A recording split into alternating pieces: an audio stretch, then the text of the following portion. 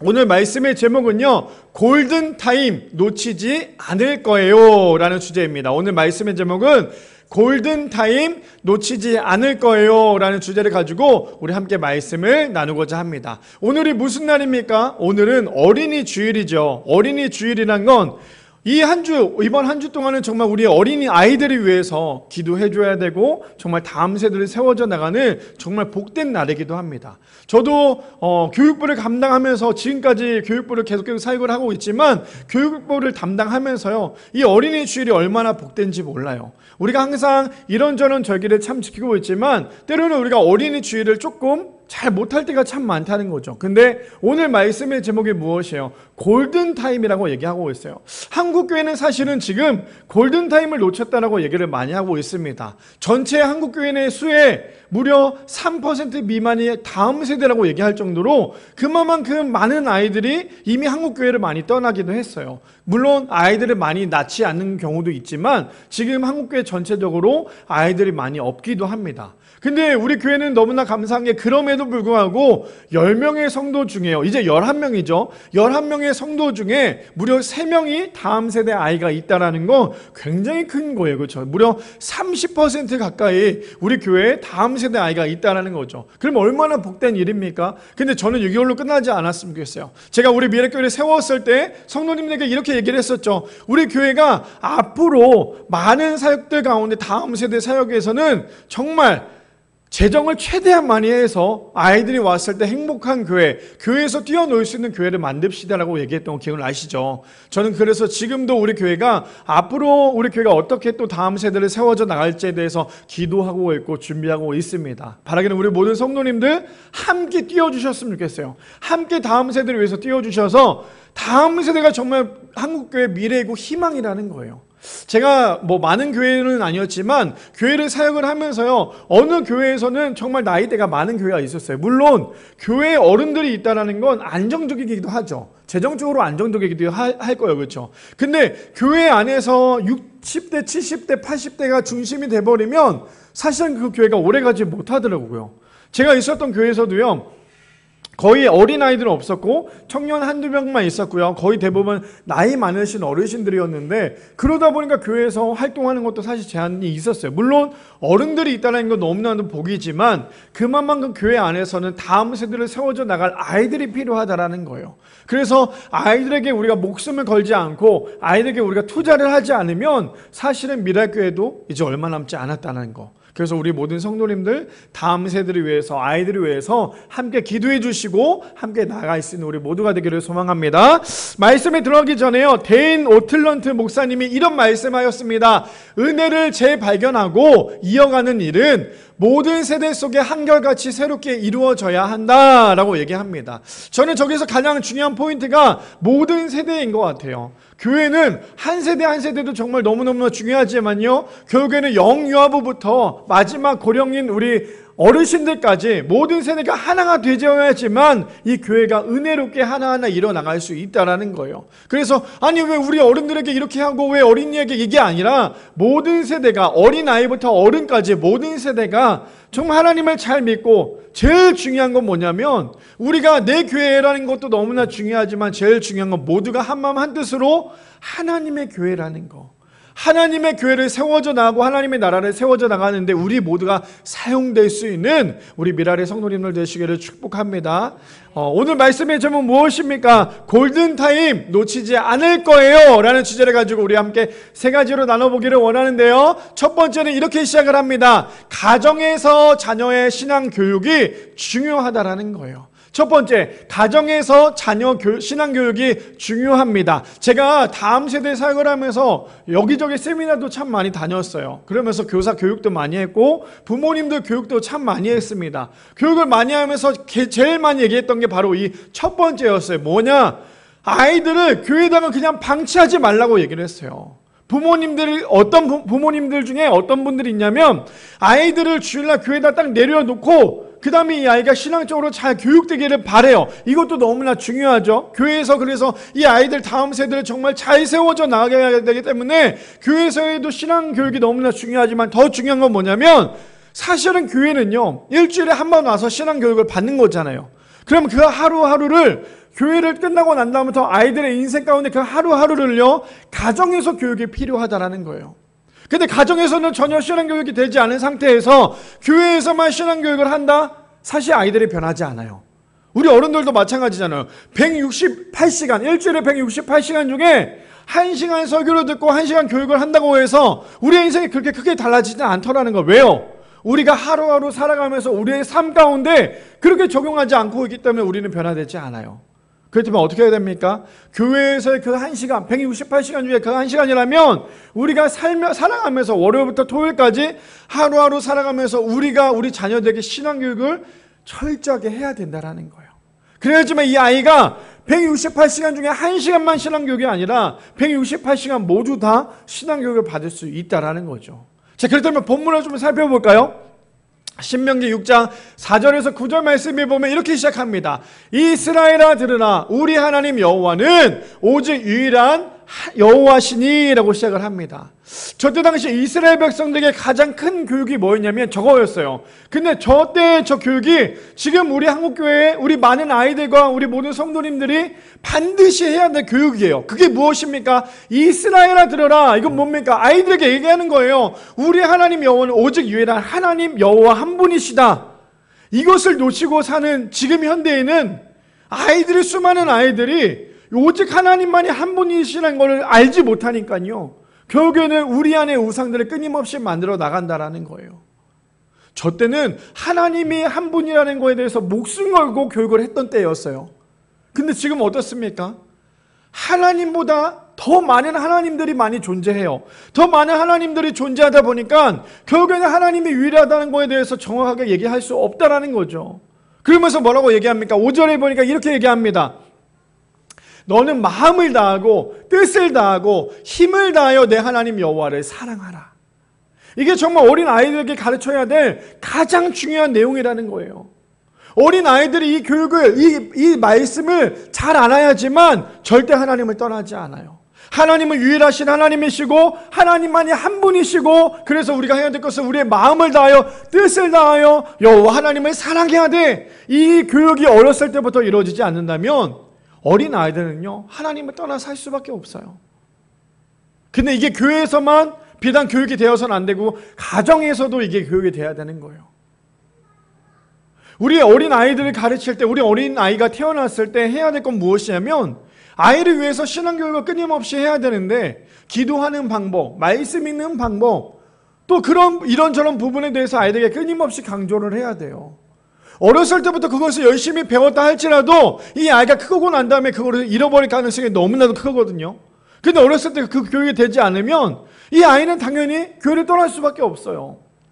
사역을 하다 보니까 참 놀라운 건 뭐냐면, 어렸을 때부터 열심히 신앙생활 했던 아이들은 나중에 커서도 그 신앙생활 가운데 살다가 또 때로는 방황할 때도 있죠. 방황을 하다가 다시 교회로 돌아왔을 때 다시 쉽게 돌아올 수 있어요. 그런데 어렸을 때부터 신앙교육이 제대로 되지 않은 아이들은 교회를 다시 돌아오는 게 쉽지 않더라는 거예요. 그래서 애기였을 때부터, 갓난 애기였을 때부터 부모님이 해야 될 거. 이번에 우리 정영훈 집사님, 이현 집사님이 아이를 낳았어요. 그래서 제가 우리 정 집사님에게 그런 얘기했어요. 아빠가 됐으면 이제 어린 아이를 위해서, 그 하준이를 위해서 매일매일 기도해 줘야 된다. 매일매일 기도해 줘야 되고 하나님의 말씀을 읽어줘야 된다고 얘기를 했어요. 무슨 말입니까? 어렸을 때부터 아이에게 하나님이 너를 만드셨고 하나님이 너를 창조하신 분이야. 그래서 우리가 하나님을 알아야 돼. 하나님에 대해서 우리가 마음과 뜻을 다해 하나님을 알아야 돼. 이것을 잃어버린다면, 그것을 가르치지 않는다면 아이는 어렸을 때 듣는 귀가 없어져 버린다는 거예요.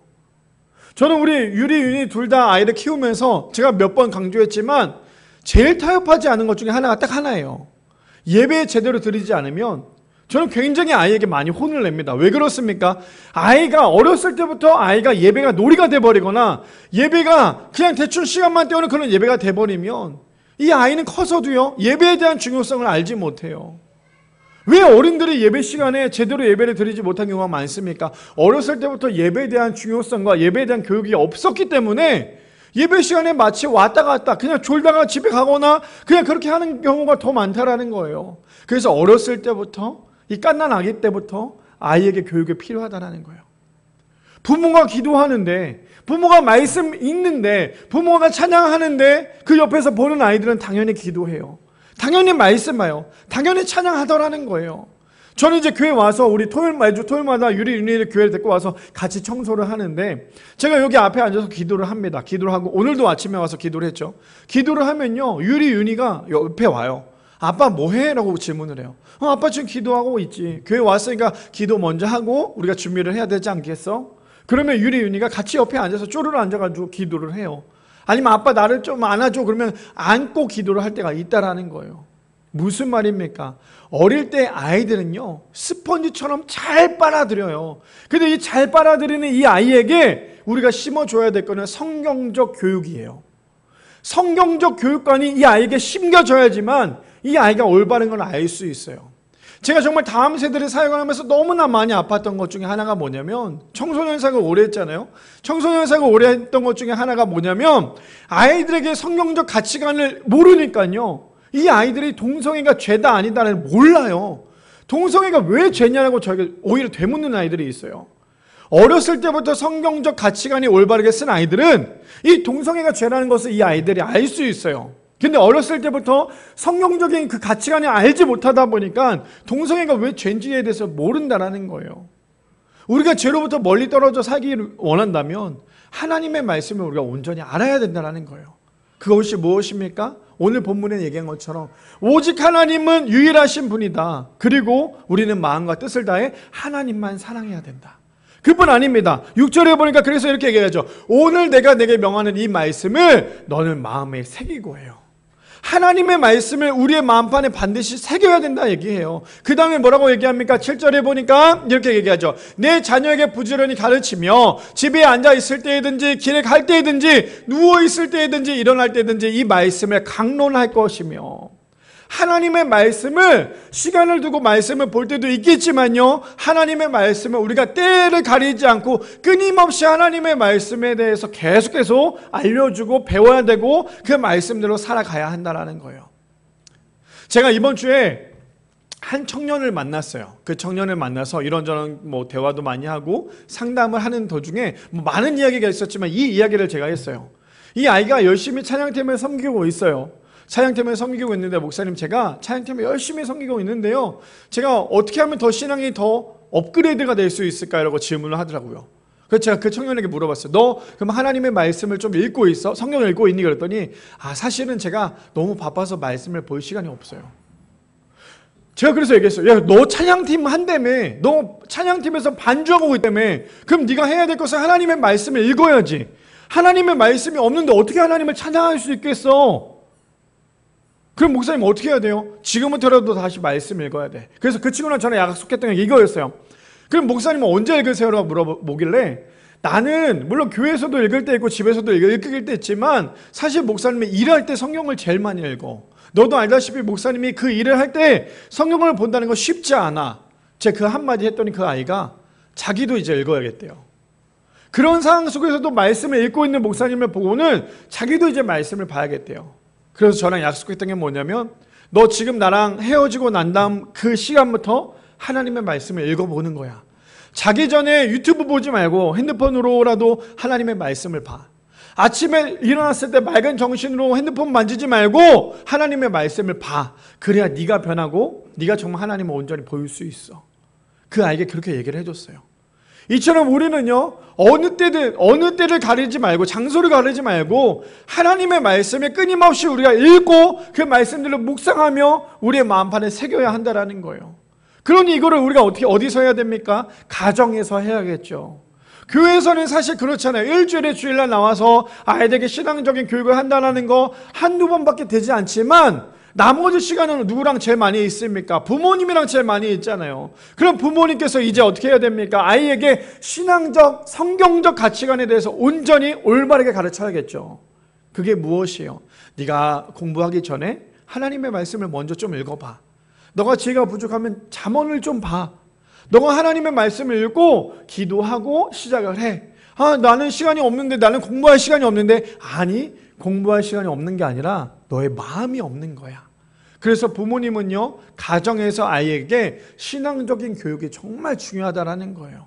그뿐 아닙니다. 8절에 그래서 이렇게 얘기하잖아요. 너는 또 그것을 내 손목에 매어 기호를 삼으며 내 미간에 붙여 표를 삼고 9절이요.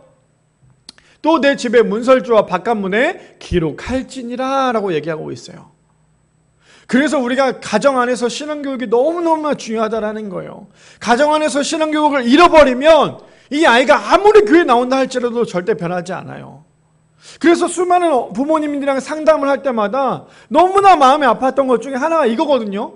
목사님, 내 아이가 매주마다 교회를 정말 열심히 나가고 있어요. 근데 보면 정말 열심히 나가고 있어요. 늦지도 않고 열심히 나가서 찬양도 하고 막 열심히 신앙교육을 해요. 근데 집에 오면 변하지 않아요.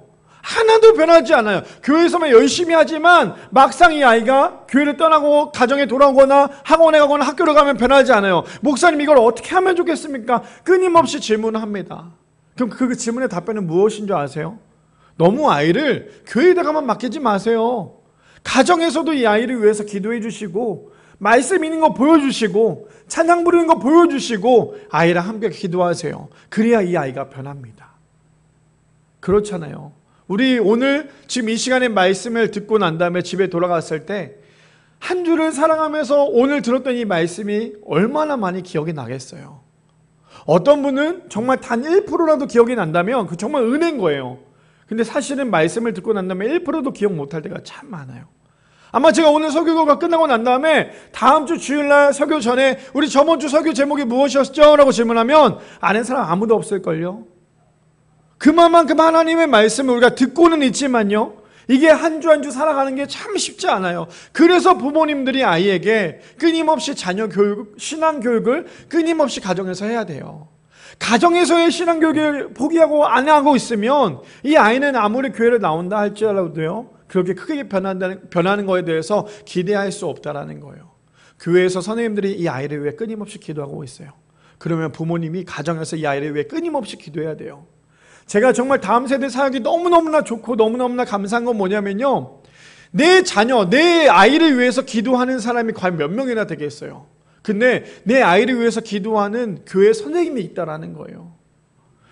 내 아이를 위해서 눈물 흘려가면서 기도하는 교회 선생님이 있기 때문에 이 아이가 신앙생활을 할 수 있다라는 거죠. 그래서 우리 부모님들 뭐 해야 됩니까? 내 아이를 가르치고 있는, 내 아이를 위해 기도하고 있는 그 선생님을 위해서 더 많이 기도해 주셔야 돼요.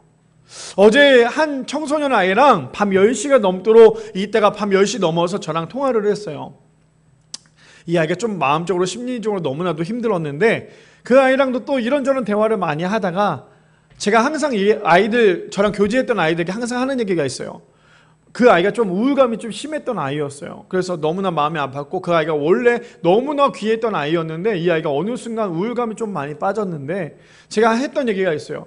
정말 죽고 싶을 때, 지금 왜냐면 그 아이는 우리 교회를 다니지 않고 다른 교회를 다니고 있기 때문에 너가 정말 죽고 싶을 때 그때 목사님한테 전화해. 그러면 목사님이 너의 이야기를 들어주고 마지막에 기도도 해주고 같이 얘기를 할 거야 라고 했어요. 그랬더니 그 아이가 10시가 넘은 그 시간에 저에게 전화가 왔어요.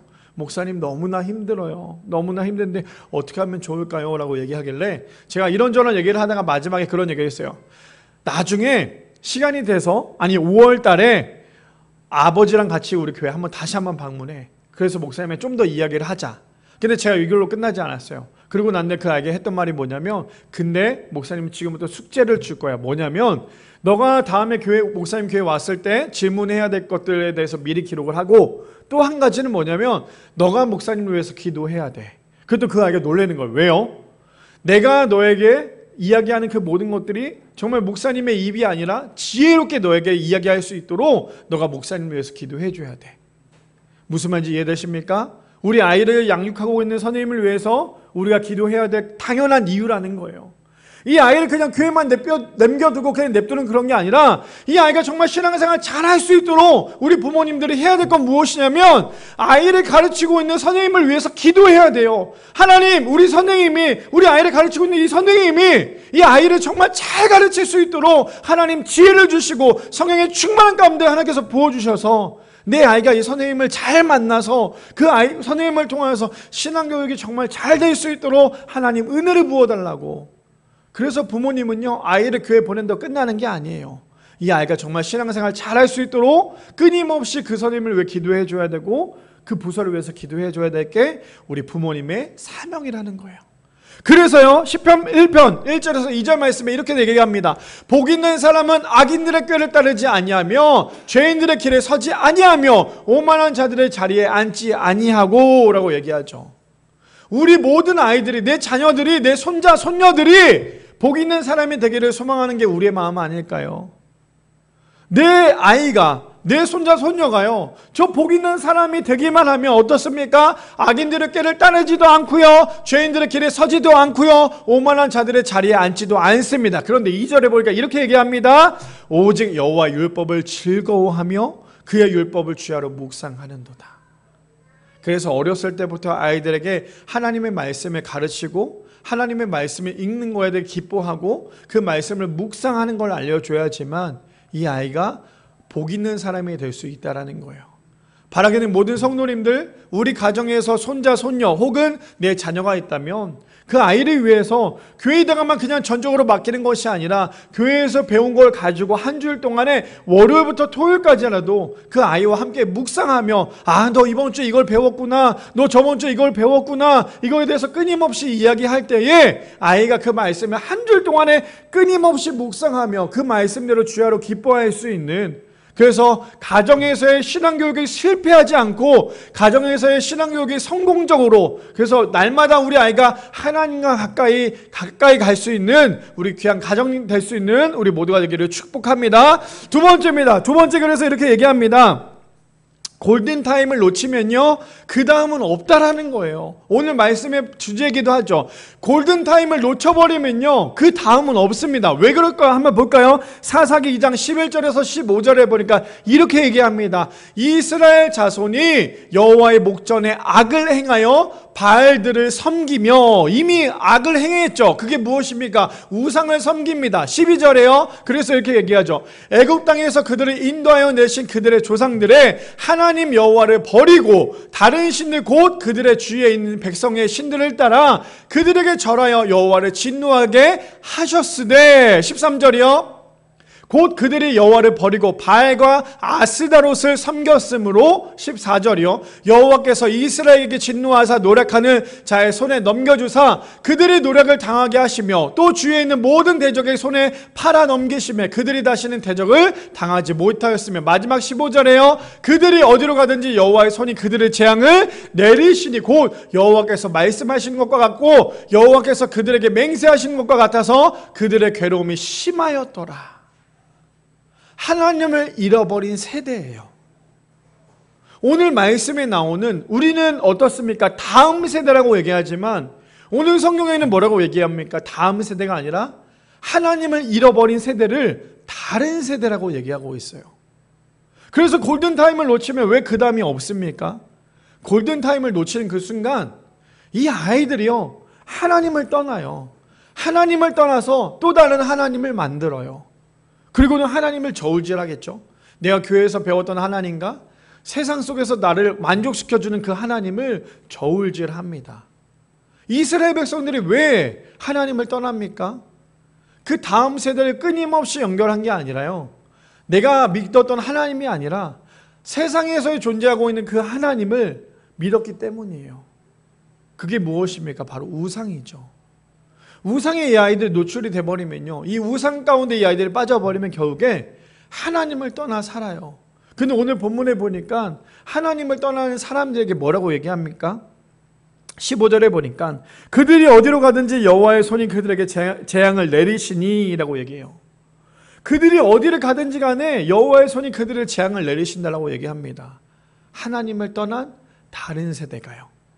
그래서 우리는 다른 세대로 만들면 안 돼요. 다음 세대로 만들어야 한다는 거죠. 자, 그래서요, 이렇게 얘기합니다. 출애굽기 20장 4절에서 7절 말씀해 보니까 이렇게 얘기하죠. 너를 위하여 새긴 우상을 만들지 말고 또 위로 하늘에 있는 것이나 아래로 땅에 있는 것이나 땅 아래 물속에 있는 것에 어떤 형상도 만들지 말며, 5절이요. 그것들에게 절하지 말며 그것들을 섬기지 말라. 나 내 하나님 여호와는 질투하는 하나님인즉 나를 미워하는 자의 죄를 갚되 아버지로부터 아들에게로 3, 4대까지 이르게 하거니와, 나를 사랑하고 내 계명을 지키는 자에게는 천대까지 은혜를 베푸느니라. 마지막 7절이요. 너는 내 하나님 여호와의 이름을 망령되게 부르지 말라. 여호와는 그의 이름을 망령되게 부르는 자를 죄 없다 하지 아니하리라. 골든타임을 놓쳐버리면요, 이 아이들이, 다음 세대 아이들이요, 하늘에 있는 것과 땅에 있는 것과 물속에 있는 모든 우상을 만드는 게 이 아이들이에요. 지금 아이들에게 우상은 무엇일까요? 아마 핸드폰이지 않을까요? 핸드폰에서 나오는 그 유튜브이지 않을까요?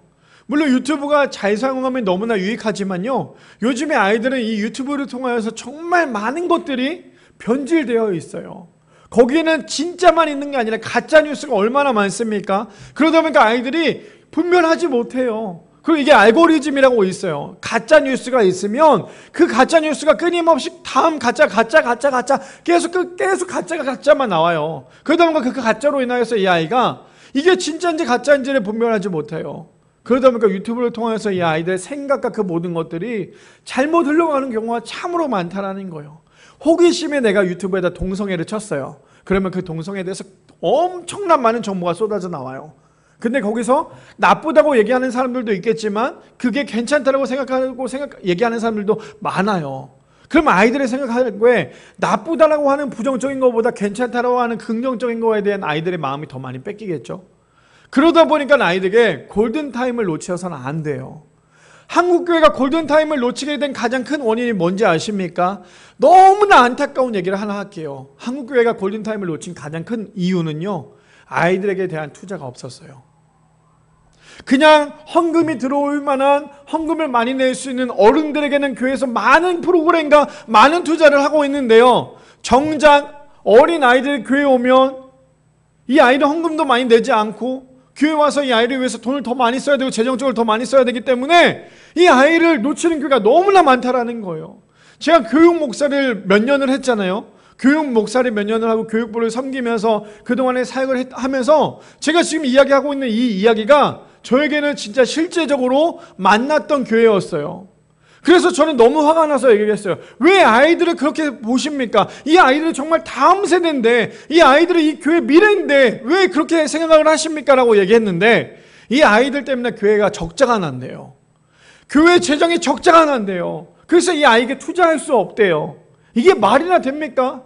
근데 정말 놀란 거는요, 죄송해요 이런 말씀 드려서, 한국교회 10개 중에 한 교회는 아마 그런 생각을 갖고 있을 거예요. 그만큼 다음 세대의 골든타임을 놓친 건 아이들의 문제가 아니라요, 기성세대는 우리의 문제예요.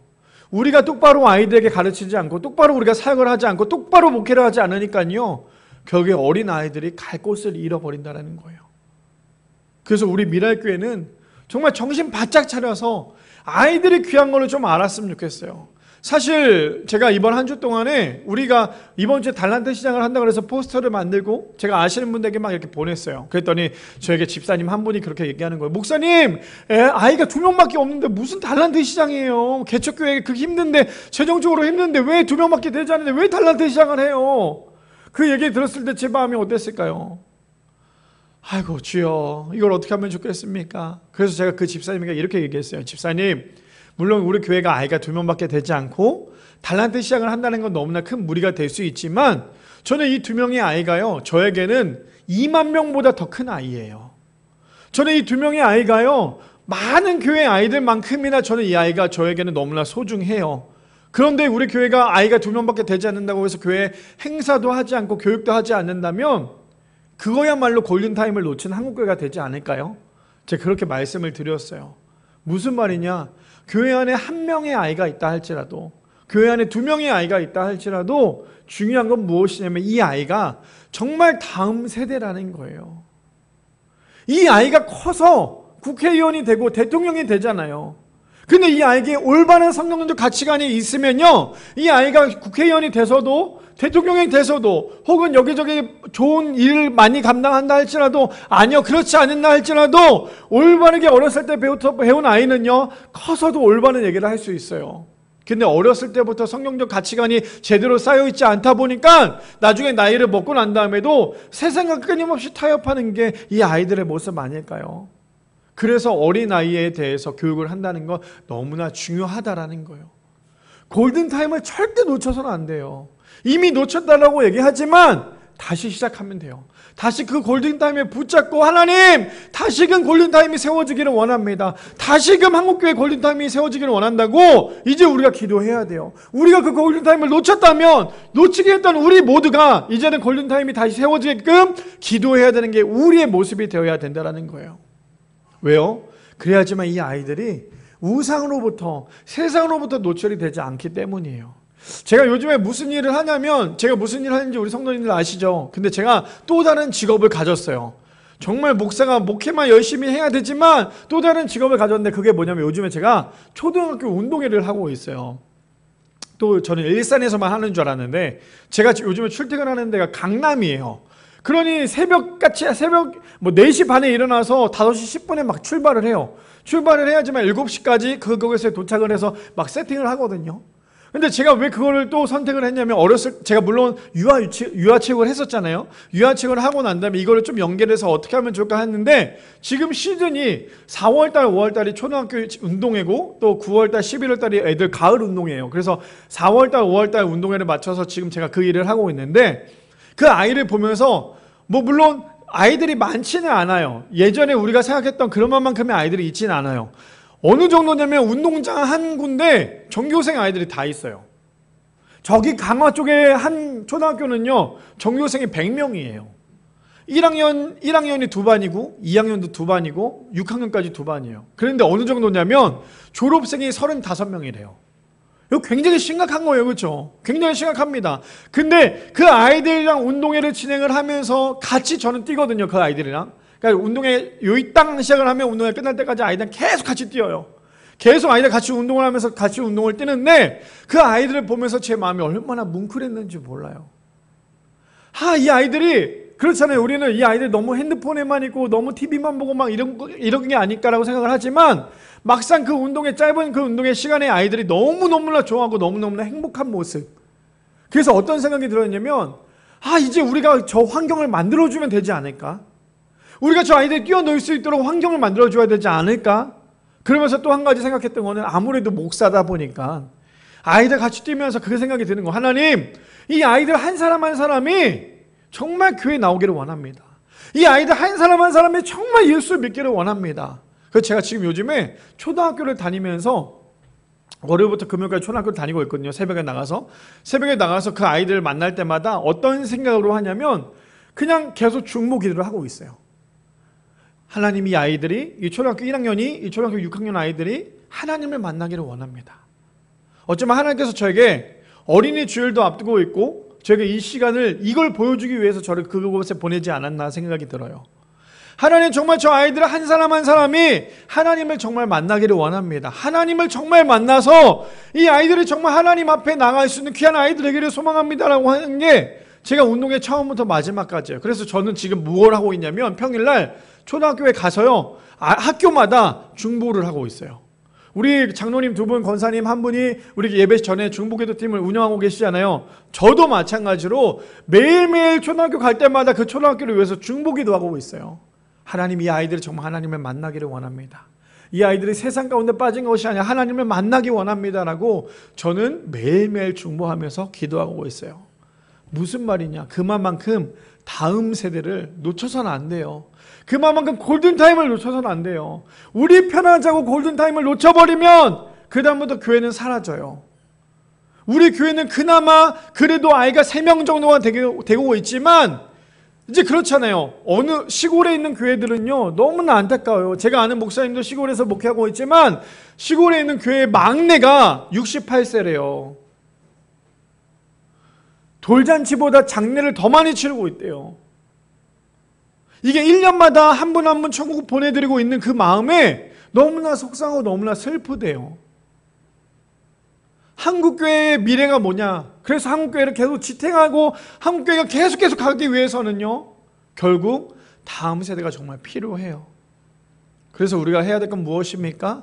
다음 세대 골든타임을 놓치지 말아야 돼요. 골든타임을 놓치는 그 순간 우리는 절대 한국교회의 미래가 없습니다. 제가 그 전에 있었던 교회에서 한 장로님이랑 이런저런 신앙 상담을 좀 했어요. 장로님이랑 장로님 아이가 청소년부서였거든요. 제가 맡았던 청소년부서 아이였는데 그 장로님이 저랑 커피 한 잔 먹자 그래서 커피 한 잔 마시면서 목사님 제가 사실 궁금한 게 있어서 질문을 한다고. 이 아이가 지금 사춘기인데 교회를 가는 것도 너무나 힘들고 뭘 해도 너무너무나 힘들어한다. 근데 신기한 건 목사님이랑 이런저런 대화는 하고 있더라. 아빠랑 대화하자고 하면 싫다고 얘기했던 이 아이가 목사님이랑 카톡하고 있는 모습을 보고 깜짝깜짝 놀란다. 어떻게 해야 이 아이에게 잘 얘기할 수 있고 어떻게 해야 될까라고 저한테 질문을 했어요. 그래서 제가 물어봤어요. 그러면 장로님은 이 아이에게 신앙교육을 할 때 어떻게 하십니까? 이 아이가 교회를 안 나온다고 해요. 그럼 어떻게 해요? 막 화를 내신대요. 왜 교회 안 가냐고 막 화를 낸대요. 그럼 그 아이의 반응은 어떻습니까? 이 아이가 그러면 더 교회를 안 나간다고 얘기해요. 왜 그럴까요? 일단 중요한 건 뭐냐면요. 아이와 소통이 돼야 돼요. 아이와 교제가 돼야 되고요. 아이와 좀 친밀도가 있어야 내가 이 얘기를 해도 그 아이가 들을 수 있거든요. 제가 왜 그 아이와 대화가 되고 왜 그 아이와 메시지를 보내고 있습니까? 저는 그 아이랑 평일날에도 만났었어요. 평일날에도 만나기도 했었고 그 아이랑 전화통화도 자주 하기도 했었고 저는 그 아이에게 막 물론 좀 강하게 이야기할 때도 있지만 사실 그 아이의 눈높이에 맞게끔 얘기를 하고 있어요. 왜 부모님들이 사춘기 아이들이랑 대화가 안 되는 줄 아세요? 왜 부모님들이 사춘기 아이와 대화를 하려고 하면 아이들이 도망가는 줄 아십니까? 딱 하나예요. 어른의 눈높이에서 자꾸만 아이에게 얘기하니까요. 아이는 숨이 막히는 거예요. 물론 부모님의 마음은 너무나 사랑하는 마음이고 다 아는 마음이기 때문에 얘기하겠지만 그 마음을 이 아이들은 이해할 수 없어요. 다 그렇잖아요. 부모님들이 이 아이가 잘 되길 바라지 누가 안 되길 바라겠어요. 근데 왜 이 아이들 안 됐습니까? 이 아이들은 그걸 공감할 수 없잖아요. 그래서 제가 항상 하는 말이 있어요. 청소년 사역하시는 분들이나 뭐 부모님이나 방금 말했던 그 장로님이랑도 얘기했던 게 이거였어요. 항상 아이들과 얘기할 때 눈높이로 얘기하라고. 그거 아세요? 청소년 아이랑 대화하다 보면 이런 얘기를 참 많이 해요. 너는 어떤 부모님이 가장 좋아? PC방에 간다 생각을 했을 때, 자, 첫 번째, 나랑 같이 PC방에 가주는 부모님이 가장 베스트일까요? 아니면 이 아이가 PC방에 갈 수 있도록 돈을 주는 부모님이 베스트일까요? 어떤 부모님이 베스트일 것 같으세요? 거의 대부분 이렇게 얘기할까요? 아이랑 같이 PC방 가는 게 베스트 아니요? 아이는 사실 PC방 부모님이랑 같이 가는 걸 그렇게 좋아하지 않아. 왜냐면 친구들이랑 같이 가는 걸 더 좋아하기 때문에. 근데 그런 거죠. 어렸을 때부터 하지마, 하면 안 돼, 하지마 이라고 얘기하면 이 아이는요 절대 그걸로부터 벗어나지 못해요. 그래서 부모님이 해야 될 건 뭐냐면, 물론 나랑 같이 가지 않은 거에 대한 속상함이 있겠지만 아이가 친구들이랑 PC방에 갈 수 있도록 때로는 용돈을 주는 것도 굉장히 지혜로운 방법이에요. 그러면 아이랑 같이 마음문이 열려서 대화할 수 있기 때문이죠. 일방적으로 부모님이 얘기하면 절대 바뀌지 않아요. 그래서 제가 그 장로님이랑 무슨 얘기를 했냐면, 아이에게 눈높이를 맞춰주십시오. 그리고 예배는, 그래서 저한테 얘기를 했어요. 그러면 목사님 예배에 대해서 얘기할 때 이 아이가 교회를 나가지 않겠대요. 그럼 어떻게 하면 좋을까요? 라고 얘기했을 때 제가 딱 한마디 했어요. 처음부터 예배에 대해서 타협을 하는 그 순간 이 아이는 절대 교회 나오지 않아요. 다른 거는 장로님이 아이에게 다 맞춰주시고 아이랑 얘기를 해주신 건 너무나 좋겠지만 딱 하나 놓치지 말아야 될 건 뭐냐면, 예배에 대해서 이 아이와 타협하지 마세요. 너 내일 시험이지. 너 내일 시험이니까 너 오늘은 좀 공부해. 어저께 늦게까지 공부했으니까 좀 자야지. 좀 자도 돼. 잤다가 뭐 다음 주에 교회 나가면 되지. 그렇게 한번 하는 순간 이 아이는 절대 교회를 나오지 않아. 아니, 교회를 우습게 봐요. 어저께 그 아이랑, 그 청소년 아이랑 10시 넘어서 통화를 했을 때도 그 아이는 기타를 굉장히 잘 치는 친구예요. 정말 프로거든요. 근데 그 아이가 밤 10시가 넘었는데 연습실이었어요. 그래서 제가 얘기했어. 너 왜 지금 연습실이야? 그랬더니, 목사님 제가 이번 한 주 동안 연습을 많이 못해서 이제 연습을 하려고 지금 연습실에 왔어요 라고 얘기했어요. 근데 제가 뭐라고 얘기했냐면, 너 연습실에 가서 하는 건 너무나 좋은데 너 그 다음날 뭔 날인데? 주일이잖아. 주일이면 너가 주일에 갈 수 있도록 너의 몸을 만들어 놔야지. 너 기타 치다가 내일 교회에 늦거나 그러면 어떻게 할래? 그럼 그거 올바른 예배 아니잖아. 토요일 날은 너가 연습하는 건 너무나 좋지만 너가 주일을 위해서 너의 마음을, 너의 몸을 만들어 놔야 돼. 그래야 너가 올바른 예배를 드릴 수 있어. 그 아이에게 어제 그런 통화를 했거든요. 절대로 어렸을 때부터 아이랑 예배에 대해서 타협하시면 안 돼요. 어렸을 때부터, 갓난 아이부터 정말 유치부, 초등부, 중고등부, 청년부에 이르기까지 모든 아이들과 타협하지 말아야 될 거 가장 큰 건 뭐냐면요, 예배예요. 예배를 타협하는 그 순간 결국 골든타임을 놓칠 수밖에 없는 거예요. 교회에서만의 골든타임을 놓치는 게 아니라요, 이제는 가정에서도 신앙생활의 골든타임을 놓칠 수밖에 없어요. 바라기는 우리 모든 성도님들, 가정에서의 교육, 교회에서 교육도 너무나 중요하지만 우리가 가정에서도 교회에서도 골든타임을 놓치지 않는 우리 모두가 되기를 소망합니다. 골든타임을 놓치는 그 순간 아이들의 시선은 어디에 있습니까? 십자가에 있는 하나님이 아니라요, 세상의 쾌락이 세상의 하나님을 바라보게 된다는 거예요. 그렇게 되면 결국 이 아이들은 교회 나오지 못해요. 교회를 떠날 수밖에 없어요. 그래서 우리 성도님들, 우리 모두가 정말 이 아이를 위해서 가정에서도 교회에서도 골든타임을 놓치지 않는 우리 모두가 되기를 소망합니다. 마지막 세 번째입니다. 마지막 세 번째, 그래서요, 교회가 해야 될 것은 다른 세대가 아니라 다음 세대를 세워나가야 한다는 거예요. 마지막 세 번째는, 그래서 교회가 해야 될 것은요, 다른 세대가 아니라 다음 세대를 세워져 나가야 합니다. 우리 본문 볼까요? 현대인의 성경입니다. 사사기 2장 7절 말씀해 보니까 이렇게 얘기해요. 이스라엘 백성은 여호수아가 사는 날 동안 여호와를 잘 섬겼으며 그 후에도 그들은 여호와께서 이스라엘을 위하여 행하신 모든 일을 직접 목격한 장로들이 살아있는 동안 여호와를 잘 섬겼다. 저 7절에 우리가 봐야 될 것이 무엇인 줄 아십니까? 이스라엘 백성들은요, 여호와가 살아있는 동안 뭐래요? 여호와를 잘 섬겼대요. 그 외에도 그들은 여호와께서 이스라엘을 위해 행하신 모든 일을 직접 목격한 장로들이 있는 그동안 여호와를 잘 섬겼대요. 무슨 말인지 이해되십니까? 이 사람들은요, 하나님을 정말 잘 섬겼고요, 신앙생활의 표본이 되었고 그 모습을 봤기 때문에 그 다음 아이들도 그것을 열심히 봤다라고 얘기를 해요. 그래서 우리가 해야 될 건 무엇입니까? 다음 세대 아이들에게 우리의 믿음을 보여줘야 돼요. 신앙을 보여줘야 돼요. 예배를 보여줘야 돼요. 찬양할 때 누구보다 뜨겁게 해야 되고, 기도할 때 누구보다 뜨겁게 해야 되고, 말씀 들을 때 졸거나 자는 것이 아니라 정말 말씀을 잘 들으면서 이 아이에게 그 모습을 보여줘야 돼요. 내가 하나님을 믿고 있는 이 모습을 이 아이에게 보여줘야 돼요. 그래야지만 이 아이가 다른 세대가 아니라 다음 세대가 될 수 있어요. 근데 반대로 지금까지 다음 세대였다면 그 다음 절입니다. 2장 10절은 다른 세대예요.